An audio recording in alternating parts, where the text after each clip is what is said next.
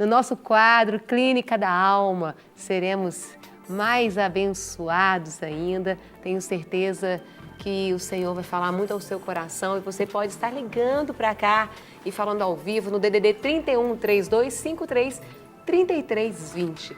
3253 3320, pode falar ao vivo, compartilhar aí as suas dificuldades, as suas dores, os seus testemunhos também, as suas vitórias. Realmente isso nos edifica muito. E estou aqui já com o pastor Rogério Goulart. Rogerão. Rogerão, é. Rogerão e Rogerinho. Tudo bom, Carol? E queremos mandar um beijo, pastor Guerra. Pastor, nós te amamos, pastor. 3 por Guerra. Isso, estamos com saudade de você. Volta logo. Então, vamos estar orando pelo pastor Guerra também, né? No final, para o Senhor estar abençoando. Você aí gosta tanto do pastor Guerra, esteja orando, né, pelo pastor Guerra. Nós amamos muito. E estamos aí trabalhando desdobramentos dos sentimentos de culpa, não é isso mesmo, pastores? Isso. Nós temos um texto para compartilhar, né, Rogério? A respeito disso. Nós estamos falando sobre a questão lidando com o sentimento de culpa. Falamos sobre a culpa falsa ontem. Correto. Né? Hoje é os desdobramentos dessa culpa, né? E temos um texto importante aqui. O texto está em Gênesis, no capítulo 3, no verso 10. Ele diz assim: Ele respondeu: ouvi a tua voz no jardim e tive medo, porque estava nu e escondi-me.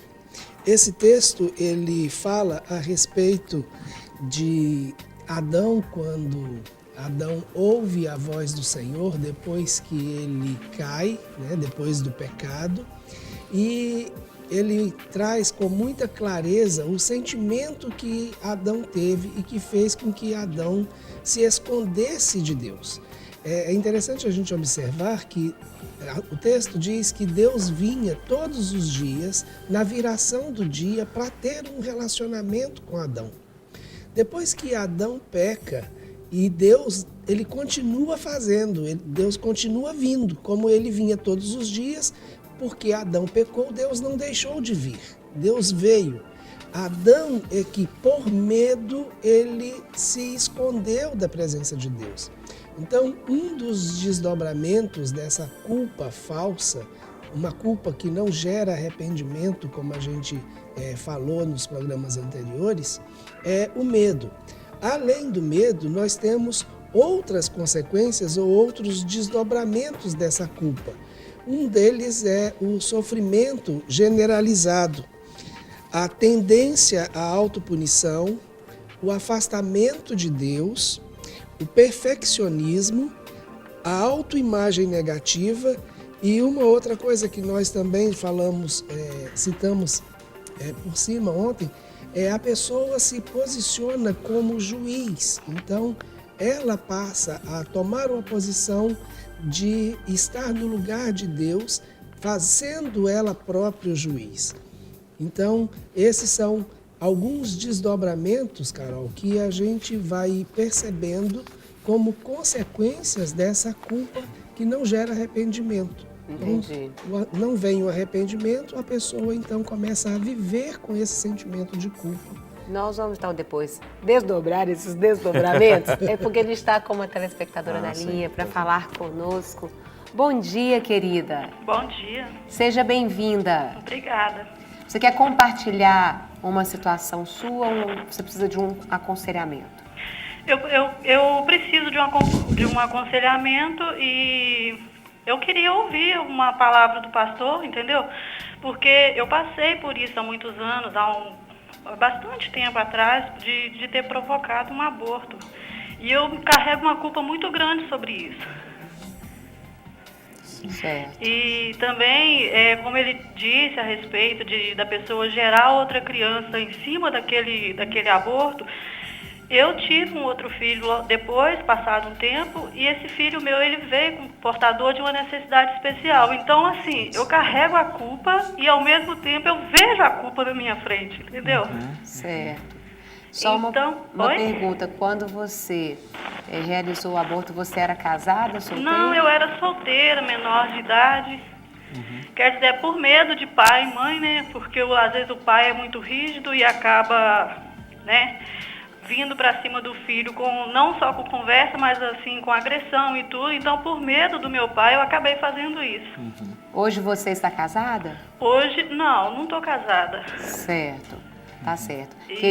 Oi? Eu quero te agradecer, vou deixar os pastores, né, compartilharem. E eu quero que você continue ouvindo e assistindo aí pela televisão aquilo que eles vão estar falando. Então, deixa eu só concluir. E, inclusive, ontem ele falou a respeito de um deus, sei lá, uma criatura do mal, sei lá, que eu nunca tinha ouvido falar. Certo. Eu vou explicar. Então, assim, na mesma hora eu orei, sabe? Eu oro sempre pedindo perdão a Deus a respeito disso, mas eu não consigo esquecer isso, isso me acompanha, assim, desde sempre. Então, assim, quando hoje eu olho pro meu filho, eu sei que aquilo ali tem um dedinho de Deus ali naquele meio que tá me mostrando, né? Certo. Porque talvez esse outro meu filho poderia ter sido normal. Tá certo. Mas pode deixar que eles vão estar compartilhando, falando com você. E eu quero te agradecer por você abrir seu coração, né, conosco aqui. Pastores. Que nem eu falou, né? A gente comentou a respeito de uma criatura. E realmente é uma criatura demoníaca chamada Moloque. Então eu queria muito que você pudesse anotar. Eu creio que nós vamos ter que gravar talvez um programa ou talvez alguns dias só falando sobre esse assunto, que na realidade era um tema que a gente tentava, assim, a gente não tocar na sua profundidade, mas a gente vê que hoje existe essa necessidade, né, até mesmo para esclarecer as pessoas. Então a gente vai indo assim que nem um bom mineiro, né? Vai trabalhando pelas beiradas. Comendo pelas beiradas. Vai comendo pelas beiradas que está mais friozinho. Mas eu queria que você anotasse, então você tomasse uma caneta, um papel, algumas referências bíblicas que eu vou passar para você, que vai ser importante você consultar, né, e na Bíblia. Se você, de repente, não tem a Bíblia em casa, mas você tem alguém que conheça, e aí pede para essa pessoa abrir os textos para você ler e assim você tirar um pouquinho algumas das suas dúvidas a respeito disso. Um primeiro texto que fala sobre isso está lá em Levítico. Aí, Levítico é das cartas a respeito da lei, né? Quando Deus estava passando instruções para Moisés, e uma delas está aí em Levítico, o capítulo 18, versículo 21. Ele fala a respeito disso, traz uma instrução para que os homens, ou seja, que as famílias de Israel, ou seja, não passasse o seu filho ou a sua filha pelo fogo, e eu vou explicar o que significa isso. Um outro texto também está lá em Levítico, do capítulo 20, do versículo 1 ao versículo 5. Então traz uma instrução um pouco mais dura, mais forte, a respeito do homem que consente, né, a respeito disso e as consequências por esse ato, né, de passar, entregar o filho, né, que é matar a própria criança, vai trazer consequências, sequelas sobre a família, né, e não só sobre o homem, não só sobre a mulher, mas sobre a sua descendência. Tem um outro texto ainda, que está lá no segundo livro de Reis, segundo Reis 23, o versículo 10, também traz essa instrução a respeito que os homens e as mulheres, né, eles começaram a praticar a respeito disso.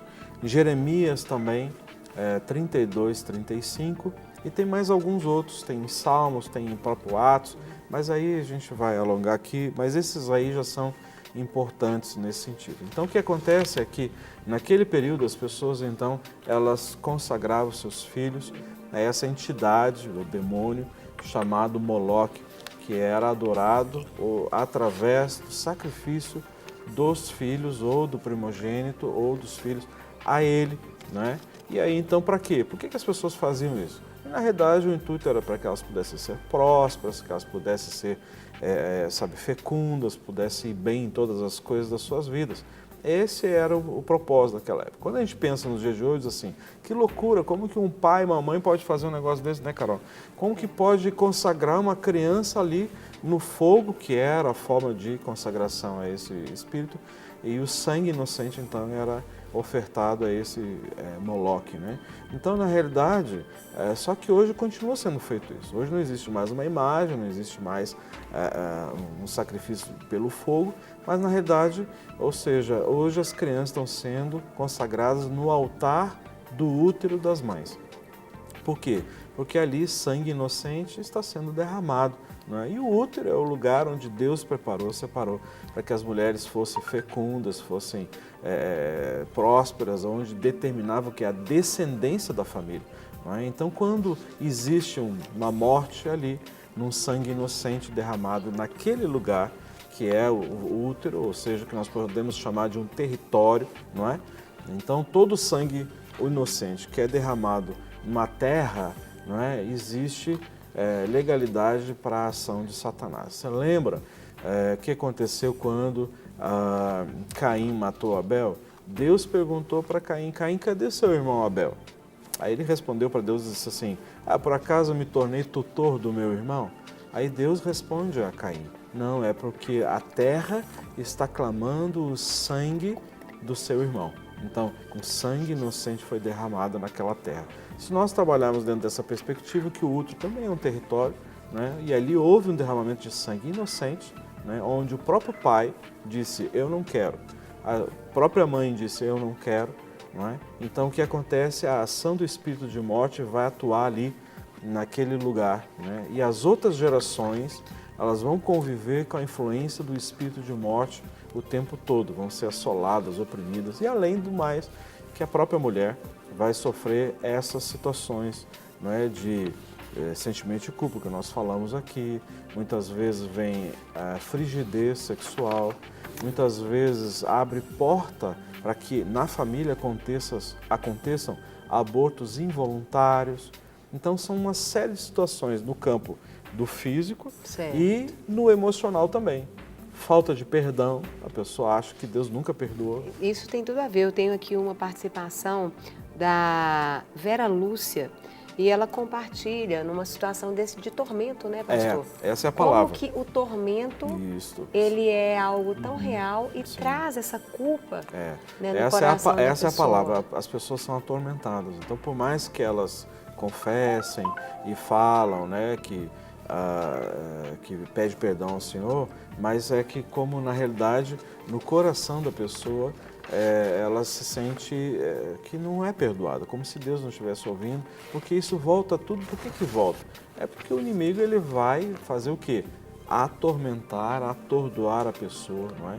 Além de trazer muitas vezes depressão, não é? A questão do medo, né, que nós já falamos, e uma série de outras coisas. Tá bom? Tem uma outra também participação, pastores. Aqui, eu não vou estar falando o nome das pessoas para ficar algo mais, né, mais íntimo, não expor. Olá, pessoal, fala o nome, está procurando ajuda aqui nas leituras da internet, e aí ela descobriu, porque na verdade ela está tendo uma carência muito grande na área afetiva e uma dependência emocional muito grande. E ela encontrou de tudo um pouco. Que benção. E aí, ao encontrar, viu o quadro e assim, foi muito abençoada e queria que ela compartilhe: quero sair dessa prisão, dessa dependência que tenho só de ser feliz com a aceitação de outras pessoas. Quero os meus amigos o tempo todo ao meu lado, dedicando boa parte do tempo e abraçando-a também. Então, essa pessoa está compartilhando, pedindo ajuda no que fazer, porque ela estava procurando em livros ali na internet. Ajuda e viu de tudo um pouco. Glória a Deus. Né? E aí, assistindo Clínica da Alma, amém, pede esse auxílio.